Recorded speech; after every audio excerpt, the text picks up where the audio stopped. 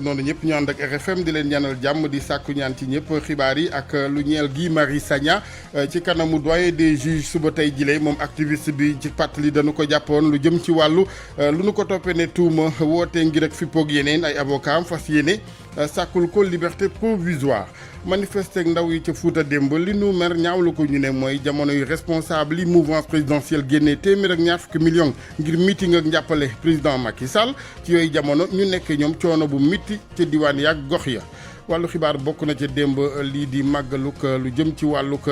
lu mitti woon ci xol yi fii ci Sénégal di roplaanuk l'armée bu daan woon ci golfe bi juróom-ñeent fukk ak ñetti soldaar ñàkk ci seen bakkan fanweeri at ginnaaw si muy ñi ci rëccee di njabootu ñi loru ci boobu accident di wéy ba tey di sàkku ndàmpaay ci nguur gu Sénégal amal nanu li nga xamante ne mooy ab ndaje ci kanamu rajo télévision bu Sénégal conférence de presse it naka noonu ca Ziguinchor ci technique bi Abdoulaye Diop.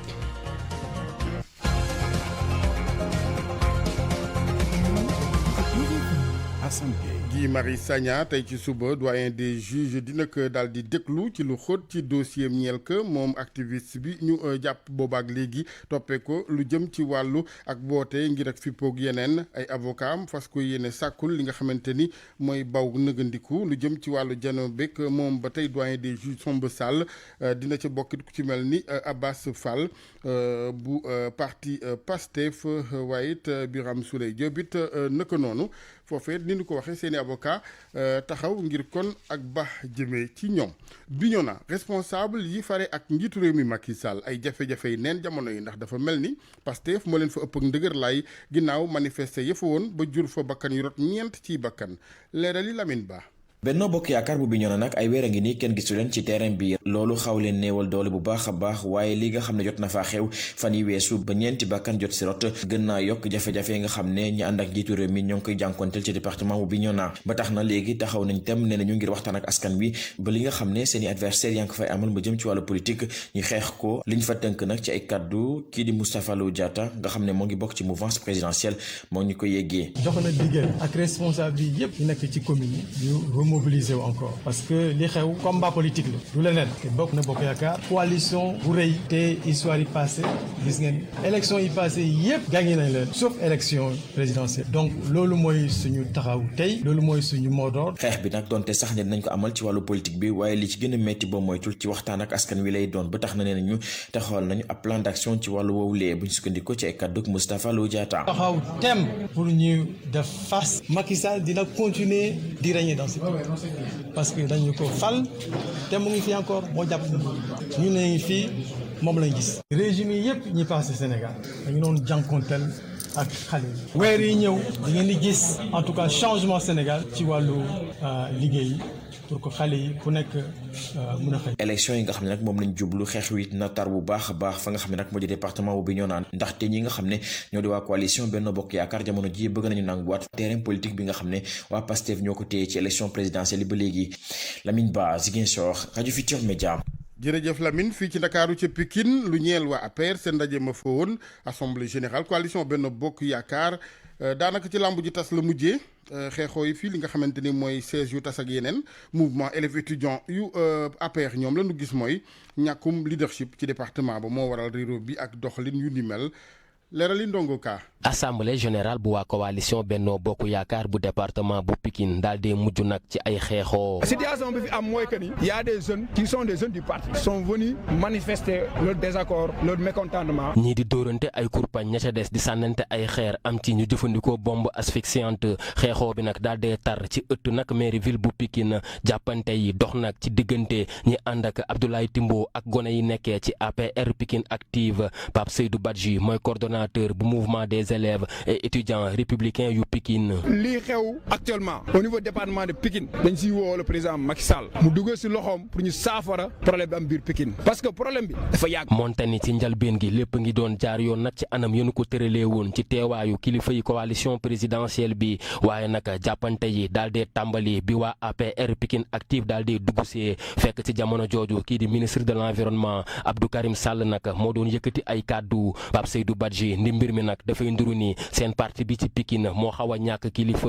assemblée générale bi ñun démb ay minuit la ñuy soog a wax ni carrément tey day am assemblée générale mun nañu wax ni carrément fii si département de Pikine cër bu ñu waroon jox jeunesse dafa des dañoo war a joxe plus de considération à la jeunesse. leneen di instance yu COJER bu département bi ñu ni renouvellement yi lu nu war a amal la. au niveau de la COJER amaguñu organisation lu waay neex def lu waay neex wax te nag bato nag bu amul commandant du egg. kii di député Awa Niang Salamata Korera maire bu Pikine Ouest di Pape Gorgui Ndong ñu bokk nag ci ñenn ci ay kilifa yu teewee woon li di assemblée générale bu Benno Bokk Yaakaar Ndonga Ka Pikine rajo Futur Média. Ndongo jërëjëf xibaar a ngi àndoon nag ba ca Bignona ak Lamine Ba fàttali ni présidente bu Haut Conseil dialogue social soxna Innocence Ntap Ndiaye ma nga fa woon ci ngan doon seeti rek njabootu ñi nga xamante ni ñoo loru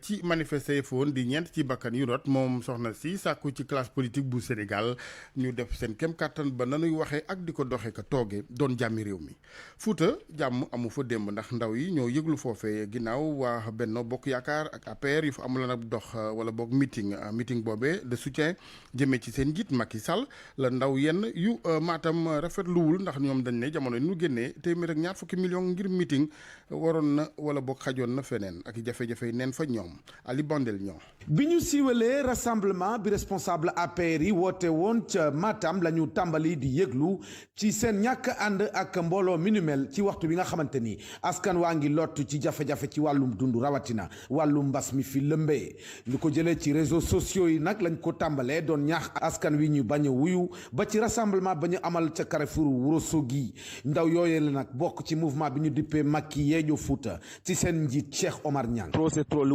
tubaab di wax maanaam lépp tuuru parce que ñu ngi si presque si deuxième mandat président de la République souvent am nañu tendance di dégg président de la République daa wax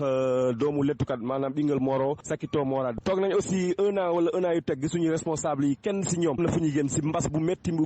la ñu génn Matam aussi jot na si wàllam musuñu gis benn responsable dajalee ne serait-ce 1 million ñëw dimbali hôpital Matam tey la ñuy toog après événement yu xew Sénégal donc ñu bëgg a ñëw fii di waxaat Sénégal yëpp yéen mun ngeen waa Matam duñu def dara waa Matam duñu kaas waa Matam duñu taal ma ne leen loolu amatul moment bi dafa jot ñu wax président de la République ñii bu dee ñii la def confiance bu dee ñii la am yaakaar ñu ngi koy trahir duñ ko wax dégg le président de la République il est temps moom si boppam mu sankiri événement yu xew Matam lu fi xew moo gën a garaaw luy xew Dakar lu si gën a métti maanaam tey nga toog di dégg waa responsable Matam les 10 communes département dañu leen benn somme bu toll si 100 millions tey mënoon a defal lu bari rangoo woon nañu seen ay morceau yu xonk waaye seen manifestation bi yëngalul dara apéris yi nga xamante ni gagné nañu pari mobilisation bi donte itam ndaw ñi ngay sàqu beneen anam bi ñuy defee politique waaye askanu Matam génn nañu ak doole ngir wuyu woote responsable APR yi nga xamante ni daje woon nañu ci Matam mu nekkoon seen naataango Ali Bandel ñaa fi ci doonu Matam pour RFM. jërëjëf Ali Bandel lu safaanoo ak gis-gis boobu yenn ci ndaw yi Matam am ñoom gox ba njiitu réew mi bawu leen ginnaaw loolu mooy gis-gisab kenn ci responsable yi fare ca gox ba Moustapha Dem lay wuyoo bu APR nekk ca Ndulu Màjj yi RFM juróom-ñetti waxtu tegal juróom-ñetti minutes. ak RFM kumpa jeex na. ñu waxtaanee yorinu forage yi ci àll bi askan yi nga xamante ni ñoo. ak RFM. ñu jégalu ñëw ci wàllu forage yi ci dëkki kaw yi ñeel Sénégal askan yi ca diwaanu Diourbel Thiès la ñu bëgg daal mooy tàqaliko ak Aquatec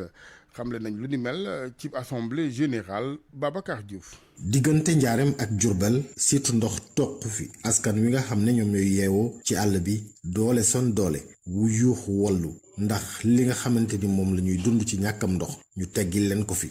Modou Diouf moom mooy yor kàddu union du monde rural. ñuy wax ne injustice boobu dafa war a dak ci mim réew ak impunité parce que mënuñu seetaan Aquatec ñëw di jël ay pompe forage di ko sànq di ko yóbbu kenn xamul da koo jaay kenn xamul da koo wanteer kenn xamul fu mu yóbbu forage Aquatec di ñëw di dak ay tuyau te dara fekku ko ci Aquatec di ñëw di saboter ay tableau de distribution dara fekku ko ci Aquatec di ñëw non seulement jëflantewul woon ak li mu wax ak askan wi mais di bàyyi ay bor yoo xamante ni dem na sax ba juróom fukki million ak ñaar ci yenn localité yi ñu ne loolu nag dafa war a dak te état du Sénégal bu arbitré wul suñu diggante ak Aquatec lii nga xamante ni moom la ñu nemmeeku woon ci taax yi lu ko gën a garaaw mën naa xew ci dëkku kaw yi. mu di situation bu doy waar ndaxte ñàkkum ndox mi tax na lépp lu doon activité ci àll bi taxaw Modou Sarr Ndiaye moo di maire bu Baba Garage. aji foore bi ñu yore ndox mi ñu ne amoon ci ndox moo ëpp léegi li ñu am ndox wàllu qualité ndox mi aussi gis na ni amatul ndax fii ci Baba Garage yi nga xam naa ko de forage bi ci boppam war na am lu mat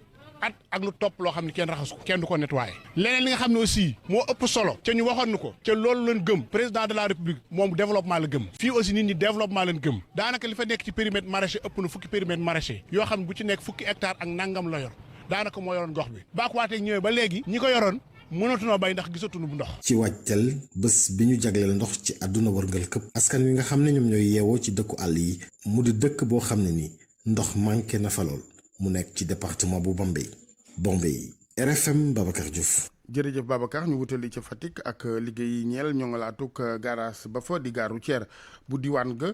dal dinañu lancé lu jëm ci yooyu liggéey njeextalu ay bés bi li kilifay diwaan gaa nga fa woon ren bokk na ci li nu bëgg nag ci li nga xamante ni mooy jumtukaay bu bees boobu ñeel garage ab diwaan ga defaale ci ay jumtukaay yu leen di tàqale ak ndox ak waame di inondation jamonoy nawet ndax bërëb la bu ndox yi daal faral di nangu liggéey ba ñeel garage di gare routière bu Fatick juróom-ñaar fukki million di li cay dem diirëb liggéey ba ñeent ci weer meeru diwaan ga bu Fatick ma tax ba lanu ciy teewloog Aminata Goudiaby. waaw gare routière bi li ma wax léegi rek bi ñuy teg xeer bu njëkk bi mooy jafe-jafe la ci askan wi bi mu nekkee jafe-jafe ci askan wi leneen li nga xamante ne wax nañu ko mooy jafe-jafe bu amee nga nekk njiit da ngay wuti ay solution yi nag bañ doxee ba mën ko wax nañu ko mooy juróom-ñaar fukki millions ñu génnee ko ànd ceeg ARD ñu lancé marché bi ñu war a defaraat li nga xamante mooy gare routière bi ba ndox mi mën di dévier nit ñi mën fiy liggéey te du ñu am jafe-jafe ñi fiy wàccit du ñu am jafe-jafe ñi fiy jëlee oto it bu ñu demee si lii nekk seen xel mooy dëkk bu amul inondation dëkk bu normal loolu nag mëbëtu gare routière bi la woon ñi ko yore waaye mëbëtu la it mairie bi ak autorité yi nga xamante ne heure bu amee rek muy préfet muy gouverneur muy commissaire ñëpp a ci doon jóg pour dal am jàmm am. ñu waxtaanee ak pàttaliku aw tiis fanweeri at ci tey bi roplaan nag soldaar yi Sénégal yi daanoo ca golf ca Koweït juróom-ñeent fukk ak ñett ci soldaar ñàkk ci seen bakkan ñi loru ci accident boobee seen i njaboot na ko noonuy wéy fanweeri at ngi di daw ci ginnaaw yi ndàmpaay ci kanamu nguur gu Sénégal démb ci anniversaire bi nag bokkoon na ci yëngu ab dox ba rajo télévision bu Sénégal fii ci Ndakaaru ca Ziguinchor moom conférence de presse la nu fa amal ngir ni nu ko waxee di wéy di sàkku ci kilifay réew mi ndàmpaay gi ñeel kon ñi ci loroog seen i njaboot adjudant Landing Tamba la nu ci ànd rek Lamine Ba. liggéey nañu liggéey bu nga xam ne moo ñu war def nañu suñu liggéey ba mu jeex tak ndàmpaay bu nga xam ne arab yi jox nañu ñu ko ñu jox ko état pour ñu jox ñu ko ba léegi ndàmpaay boobu jotuñu ko 30 ans déjà loolu promesse boobu ñu ngi daw ci ginnaaw ba léegi bu président Macky Sall ñëwee ñi présenté ko dossier yi moo envoyé mu yónni ay ndawam ñu dem defi enquête ñu indil ko compte rendu bi mu xam ne ni moom ci boppam moo ne lii injustice la moom dina ko réparer donc réparation boobu keroog ba léegi ñu ngi toog di xaar te yàlla moom du xaar kenn te bu ñu ñibbisee suñu mbokk yi nga xam ne ñi nga xam ne ñibbisi nañu ñu bëri wuy nañu seen borom kon ñun ñi nga xam ne ñu ngi fi ba léegi kenn xamul kan mooy dem ëllëg wala ginnaaw suba kon nag loolu moo tax ñi jóg président de la république moom ci boppam lañuy adressé suñu kaddu mu jóg ci suñu dossier mu régler suñu problème lu mu gën a gaawee. mu nekkoon adjudant Landing Tamba bokkoon ci ñi bokk ci xareb golf ba di guerre du golfe atum 1991 la woon. RFM Sport.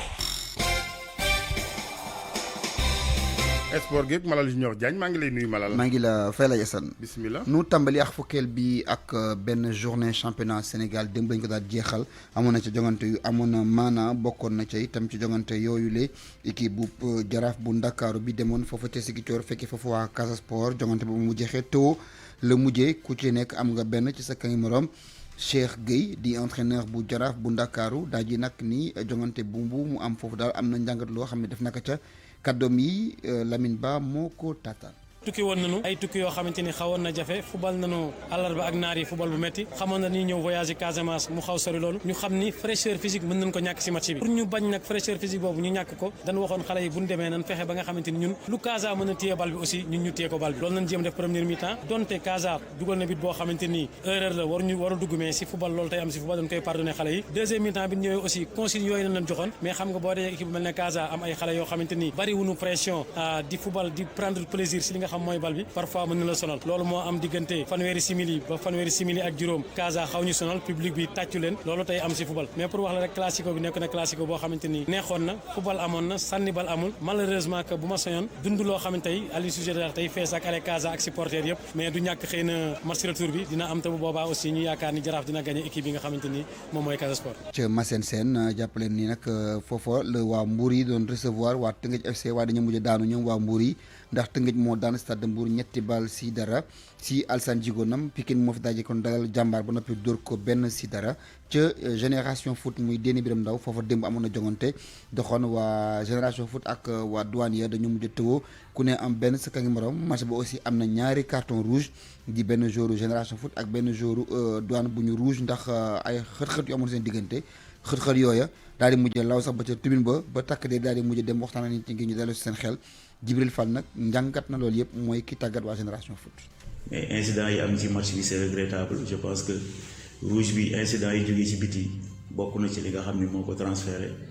te football soxlawul loolu tey je pense que day mën na pousser sax nit ñi ñu delluwaat ci huis clos bi parce que daan nañu football te du am benn coow du am benn incident mais je pense que lu ñuy naqaru la lu ñuy ñàkk rafetlu la parce que bokkul ci football bi maintenant bu ñu ñëwee ci match bi nag match bi nekkoon na match bu metti parce que xamoon nañu adversaire bi bu ñëwee dina indi intimidation provocation dina jouer ci conscience arbitre bi dinañu jéem a énervé loo donc loolu la ñu préparé woon si suñu stratégie xamaloon ko suñu joueur que ñu gën a fort sur le plan mental mais aussi li ñu waxoon suñuy joueur mooy ñu jouer suñu jeu wut aussi vitesse dans le jeu bu ñu ko defee mën nañu perturber adversaire bi mais bi ñu demee ba 40 minutes équipe yi yëpp ku ci nekk am nga rouge loolu xaw a perte jaxase ñu tuuti. loolu mooy li fa xew nu jàpp itam ni Gorée Njàmbur dañoo tëwoo classement ba kon Tëngéej FC ak Douane ñoo nekk ca kaw kon am nga ñaar fukki poñ topp ci ñoom Génération Foot Ligue 2 Sénégal kii bu Linguère bi ma ngay wéy ba léegi di doxal taxawaay bi ci kanam daa dinaa daan Douane daan équipe bu Duc bi kon ñaari bal si dara ca Ndar la daane équipe boobule ñii di waa Guédiawaye itam daan nañ waa Jamono Fatick 1-0 kon bu ñuy xool classement bi Linguère mu ngi ca kaw nekk champion ci mi parcours bi am na ñaar fukk ak juróom-ñaari poñ topp ca moom Kër Madior am na fukk ak juróom-ñeenti poñ topp ca Demba Diop FC ñu waxtaanee wàllu football bi ca France démb Paris daan na équipe bu Lyon 2-0 la leen daaje kon dóor ca Lyon Kylian Mbappé daaje naa dugal léegi téeméereelu butam ci championnat bu France mu ñu nag loolu daal ndorteel képp la ndax xale la te dina wéy di dugal ay but ci carrière am leneen itam dis ko waxtaanee mu jëm ci wàllu basket bi ak ndam bi nga xam ni waa AS Ville de Dakar am nañu ko ci kaw waa Duc ci góor ñi 67-59 la mujjee GIA dafa daan waa Iseg Sport 71-47 si ba tey góor yi waa ASC Thiès dañoo daal di daanu seen digganteeg waa Saint-Louis Basket Club 71-66 jigéen ñi itam jàppale ni Ville de Dakar moo dem daan Ziguinchor 75-44 équipe bi di waa UGB dañoo ñàkk ca Ndar waa Jaraaf ñoo leen fekk ba noppi dóor leen 58-45 Alaaji Assane Gueye. am na ku lay leeral di la gindi. ne Pikine ak Jaraaf ci wàllu football 2-1 la. xaw ma non Pikine ak Jaraaf footballuñu sax. am na ko wax ko Jaraaf ma nga woon Casa Sport dafa témboo ak waa Casa Sport. Pikine moo daan jàmbaar ñaari bal si benn. kii de seen wóllëre la du ma wax tur woon nag waaye ci institut jàmbaar la nekk. moo ni ma nañ wax malal ni Pikine Jaraaf s'est soldé sur le score de 2-1. Pikine jàmbaar ñu doon jongante dem Jaraaf ma nga woon Ziguinchor. kon sama sëñ bi bu doon ab sekkeen la ma ne daa ndékkiwul kon jërëjëf malal. rajo askan wi. ñu yegg si ci chronique culture beeg Hadj Ndate Diop. dal leen ak jàmm. Sénégal ràññeeku bu baax a baax ci li ñu duppee rentrée littéraire yu réewum Mali bindkat bi di Khalil Diallo moom moo jël prix bi ñu duppee Ahmed Baba 2021 téereem bi mu duppee Odyssée des oubliés moom moo ko may éditeur am di maanaam Abdoulaye Diallo directeur bu maison d'édition L'Harmattan Sénégal di ko rafetlu bu baax a baax. ñu am mbégte lool bi ñu woowee di ñu yëgal ni que roman wu Khalil Diallo bi ñu duppee l'Odyssée des oubliés moom moo jël raw gàddu gi muy raw gàddu goo xam ne dafa ñëw rek pour wane ni que kii di Khalil Diallo talent romancier bi mu àndal kenn dootu ko naatable ndaxte daaw ci nëgëni si itam bokk na ci ñi ñu tabboon pour raaya bi nga xam ne moom la ñuy tuddee Grand Prix Orange pour l'Afrique à l'orée du trépas mooy téere bi mu njëkkoon a génne bu fekkee Grand Prix Ahmed Baba bi itam Khalil ñëw na gagné ko day wane ni rek nekk moom romancier la boo xam ne romancier bu confirmé la. sant yàlla rek moo ñu war gannaaw bu nit ñi ak suñuy naataangoo ñoo ngi ràññee liggéey bi nga xam ne nekk nañ njëkku def lu jëm ci wàllu édition ci lu ëpp fukki at léegi fii ci Sénégal ndaxte bu weesoo Grand Prix Ahmed Baba bi Khalil Diallo jël am naa mbégte tam ci yëgal leen ni que fii ñuy wax nii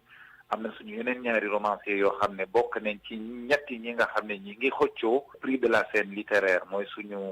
romancière bi Ndeye Fatou Fall Dieng ñu gën koo xam ci Falia am na téere bu mu bind duppee ko Si vis nos dieux téere la boo xam ne mi ngi bokk ci jongante bi nga xam ne moom moo war a gagné prix littéraire bi ñuy joxe ci fële ci Suisse. am na tam suñu beneen romancier muy Ibrahima Anne ñu génneek moom téere bi ñu tuddee l'écume du temps muy téere gu am solo goo xam ne tam bokk na ci ñi jongante raw gàddu gi nga xam ne moom mooy Grand Prix Orange Afrique. loolu di wane ni que ci ñaari at yi ñu génn yëpp Daouda Khalil ren jiiti Ibrahima Anne suñu auteurs yi bokk nañ ci ñi di jongante ci Grand Prix Orange bi bu weesoo loolu itam donte ni que ci at yi ñu génn am na yeneen Grand Prix yoo xam ne suñu auteurs yi am na ko mu jëm ci wàllu poésie mën naa ci lim ku mel ni Samba Ndiaye mën naa ci lim ku mel ni Amfamew Camara actuellement nii nañu ay téere yuy jongante ci prix Ivoire bi ñu joxe fële ci Abidjan ñoo ngi jongante également prix Amadou Kourouma bi nga xam ne Suisse la ñu koy joxe. ñu fàttali ni bindkat bi di Mame Famew Camara bokk tamit ci maison d'édition boobu di l'Harmattan Sénégal moom ci atum 2016 moom moo jëloon raaye bi ñu duppee prix du jeune auteur maanaam prix bi ñu jagleel bindkat bi gën a tuut ñi di waa association des écrivains du Sénégal ñoom ñoo ko jagleeloon ci atum 2018 tamit jëloon na raaye bi ñu duppee prix du jeune écrivain de la Renaissance africaine. Mame Famew Camara ci jamono ji ñu nekk génne na ab téere bu yees duppee ko femme d'esprit et d'espérance jageen jëf ci déglu bi dig daje ëllëg.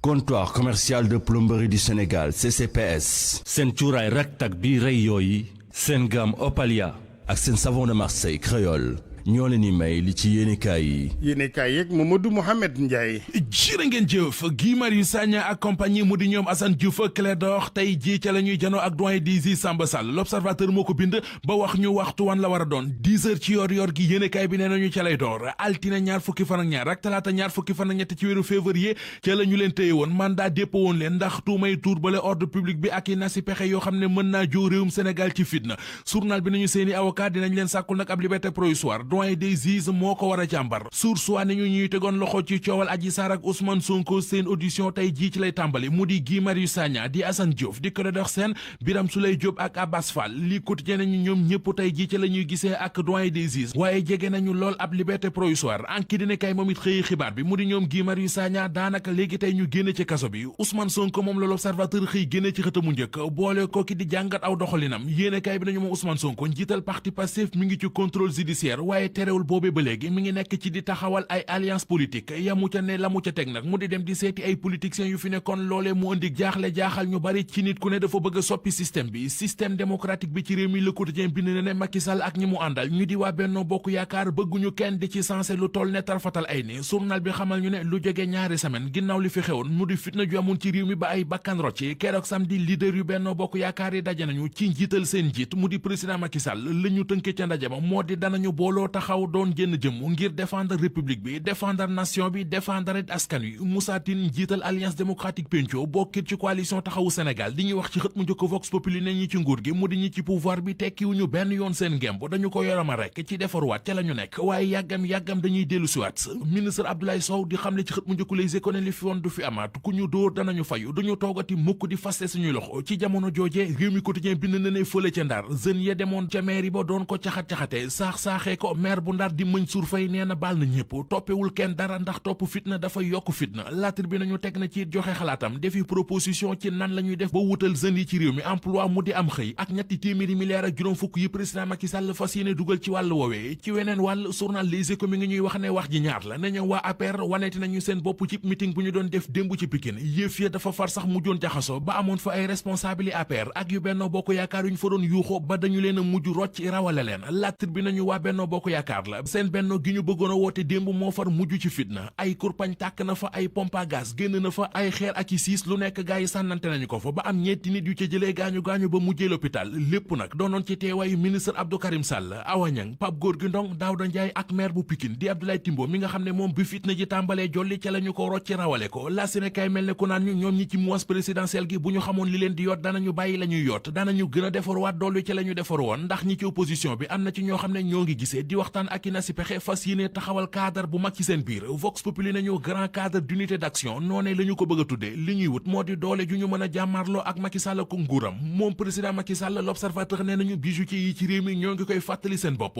ubbil yéenekaay bi association nationale des bijoutiers du Sénégal ñoo doon daje ci week-end bi fa la ñu waxee coono bi ñuy dund ci fisc bi ak ni mu yàqee seenub liggéey wax nañu it ci li président Macky Sall waxoon keroog ci discours à la nation bi mu amaloon ñetti fan ci yor avril 2013 ne booba moom président Macky Sall dane woon or bi jógee ca Sabadola danañu fexe ba am luy des ci réew mi ngir bijoutier yi réew mi am lu ñu mën di liggéeyee Ibrahima Niang mi jiite association gi leen jaboote ñoom bijoutier Sénégal yi ne ñu bi président Macky Sall waxee loolee ak léegi ñoom dara lañu ci gisagul. Comptoir commercial de plomberie du Sénégal CCPS. seen cuuraay raktak bi rey yooyu seen gamme Opalia ak seen savon de Marseille créole ñoo leen doon may li ci yéenekaay yi.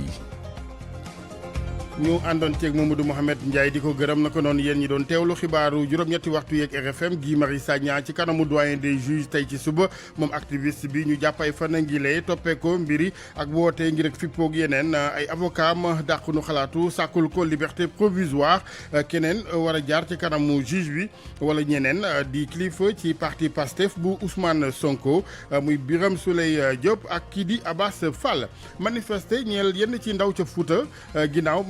meeting bu fa mouvance présidentielle amal génn ca téeméer ak ñaar fukki millions loolee la nu mer ba futt gune yi dañu ne gox baak coonoom talul meeting yi millions démb di woon ak pàttaliku aw tiis roplaan nag l'armée bu Sénégal bu daan woon fanweeri at a ngi ci golfe bi ca guerre Koweït gi fanweeri at ginnaaw si ña ca rëcc ci jéey jooju waaye njabootu ñi faatule ñu ngi wéy di sàkku ci nguur gu Sénégal ay ndàmpaay yu nu warloo ñu ne ak ñoom Abdoulaye Diop moo nekkoon ci technique bi El Hadj Assane ci micro bi Yacine Pouy ci wàllu service digital ñu ngi leen di gërëm mbokk yi ci kanam tuuti pencoog RFM altine junne wàllu wér-gu-yaram la coronavirus gi rawatina ak docteur Ousmane Gueye ak professeur Daouda Ndiaye incha allah ñu yendu ak jàmm.